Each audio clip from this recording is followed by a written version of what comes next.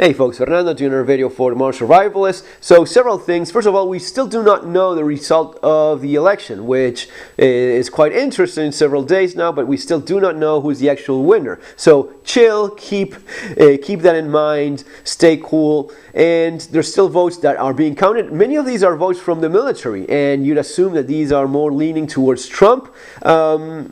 How much it's going to be changing the number so far or not, still we just don't know. And also keep in mind, most likely, giving all the different accusations and all the shady things going on, it's most likely going to be the Supreme Court who has a final say on this. So stay cool, relax, wait until we actually know. And if it's not going our way, just take it like a man. Don't do that sad scene of the famous liberal tears, rivers of it, and just see what's going to be your next step. How you're going to be protecting your freedom, how you're going to be protecting your rights, your liberty, in different areas, because it may be you need to stand for your guns unless you want to end up losing them, and how you make your voice heard regarding that, and pretty much all areas. Like we've talked so many times here before about how when the left ends up in government, they're very efficient at stripping away your liberties. Your freedom is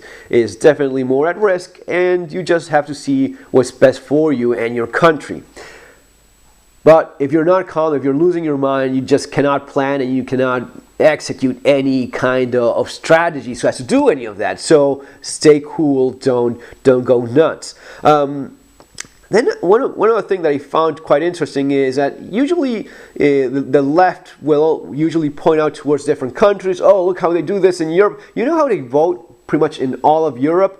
They vote in a such more controlled way than what you've seen in this election, in these elections. You have to of course be listed. If you don't show up in the list, you're not voting. If you don't show up with a proper ID, you're not voting either. So it's a lot more controlled. It's a lot more restricted in terms of just your cat casting a vote pretty much through mail. That is not how it works in the rest of the world, and at least in most of the of developed countries, really not the way it works. Even in places like Argentina, it's a lot more controlled. You have, if you don't show up with a proper ID, if you're not showing up to your specific polling station, then it's no go. And yes, of course, there's still fraud, and there's sketchy things, and there's lists showing up out of nowhere. Sure, that happens, but it happens a lot less when there's a lot more control. This idea that each state decides, and pretty much depending on the political agenda of that state, they're going to be more lax in terms of how they control votes or not. That just doesn't do anyone much favors, unless of course you have bad things in mind. But if you want clear, honest elections, you want to have very clear, defined ways in which people that are actually supposed to vote are the ones that end up casting votes, and fraud and all of these nasty things are a lot harder to commit. So keep that in mind next time someone points towards how they do things elsewhere. I'm telling you, you have no idea how much harder it is. I mean, it's not that it's hard, but it's a lot more controlled, basically. I guess that's what I'm saying. You end up going through different steps so as to reassure that the person casting a vote is in fact supposed to do so, and doing so just once like they're supposed to, and not voting in different places and all this stuff that we know of. So folks, that's basically it. Just chill, stay calm,